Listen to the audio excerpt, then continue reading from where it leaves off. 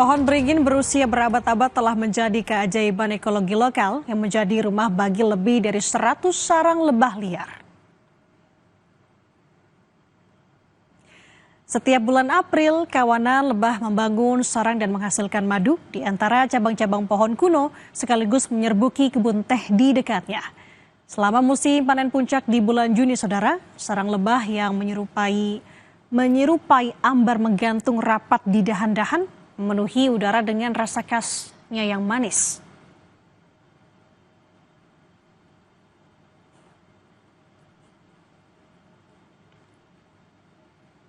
Kita ke informasi lain, saudara. Pasar malam internasional di Heihe, Provinsi Heilongjiang telah menjadi pusat perhatian dan ramai dikunjungi seiring tiba libur musim panas.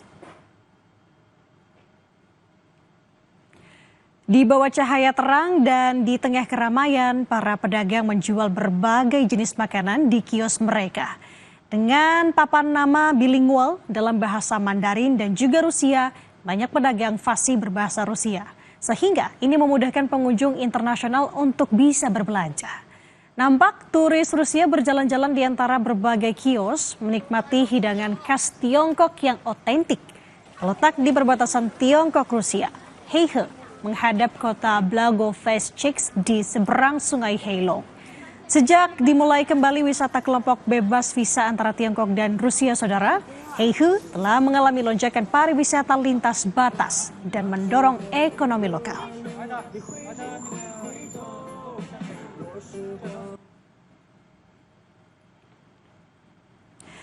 Ada informasi dari perlombaan lari yang unik dan juga lucu karena melibatkan dinosaurus T-Rex yang ikut dalam perlombaan lari.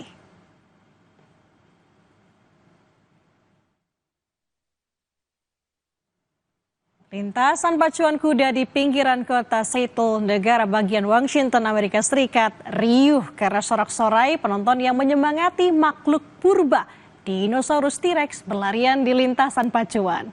Sekitar 300 peserta berlomba untuk menjadi yang tercepat di lintasan. Namun mereka tidak asal-asalan berlomba karena peserta harus mengenakan kostum T-Rex. Meski terkesan lucu dan tidak serius, namun sebenarnya perlombaan ini tetap memiliki aturan seperti lomba lari yang berlaku. Ada 4 kategori, saudara, yang dilombakan, yakni anak usia di bawah 12 tahun, remaja, dan dewasa di atas 17 tahun. Ada juga kategori lomba untuk orang tua di atas usia 50 tahun.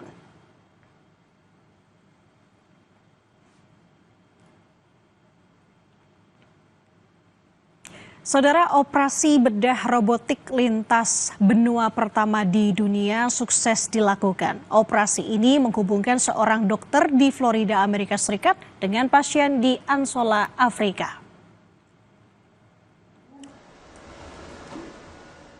Seorang pasien di Angola, negara Afrika bagian selatan, didiagnosis menderita kanker prostat. 3 bulan kemudian, ia menjalani prosedur pengangkatan kanker dari seorang ahli bedah yang telah melakukan puluhan ribu prosedur serupa. Hanya saja, dokter yang melakukan operasi tersebut berada di lokasi yang jaraknya 11.265 km, yaitu di Florida, Amerika Serikat.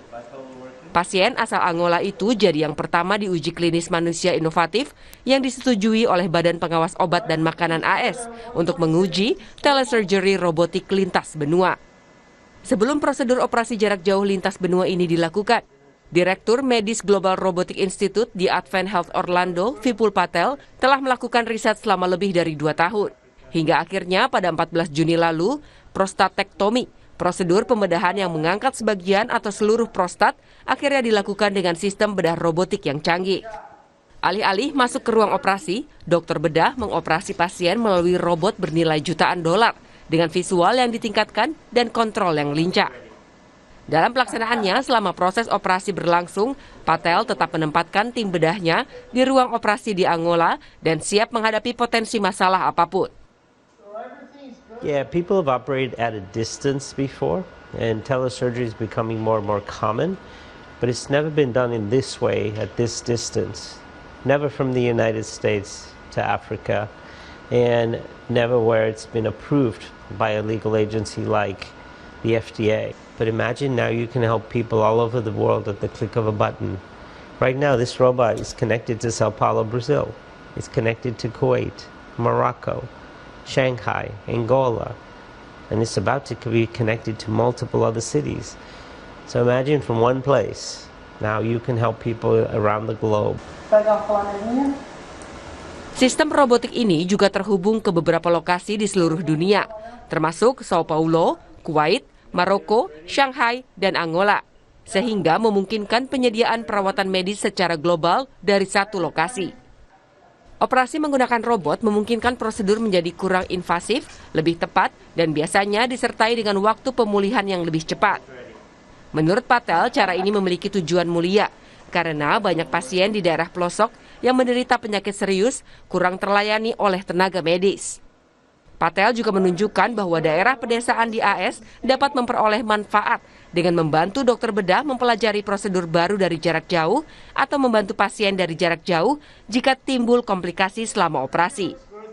Patel mengatakan ia berencana untuk menyerahkan data dari operasi tersebut ke Badan Obat dan Makanan AS agar tim di sana dapat meninjaunya dengan harapan ia akan dapat melakukan lebih banyak operasi jarak jauh.